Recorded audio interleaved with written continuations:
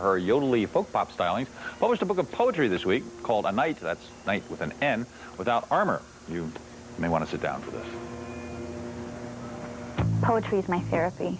It's my process when I'm hurt in a relationship, when I'm bitter, and when I start to recover, or when I start to want to love again. You see the process in poetry. Songwriting doesn't really tend to reflect that.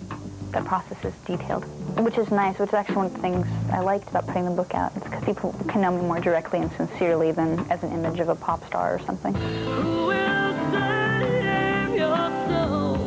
I did begin to feel fearful that people would consume me without ever knowing what I tasted like.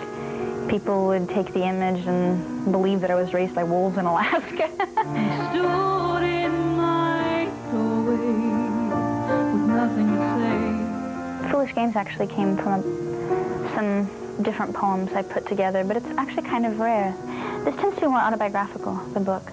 I tried to, when I compiled the book, to be as holistic as I could, to put in really passionate, sensual poems, love poems, as well as bitter, as well as just, watching people as well. I'd like to call you my wild horse and feed you silver sage. I'd like to paint my poems with desert-tongued clay across your back and ride you savagely. Almost published anonymously, except it kind of defeated a lot of purposes, so I decided to take the brunt of a lot of hits and just be as honest as I could and as good as I could.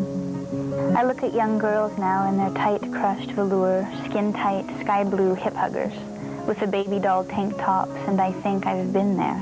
God, have I been there. Actually, my own favorite Jewel poem is this one. It's called Junkie. It goes, Mama says she knows what, new line, I'm going to grow up to be. They used to call it prose. Now it's time for our Blowhard of the Week segment, this time featuring sometimes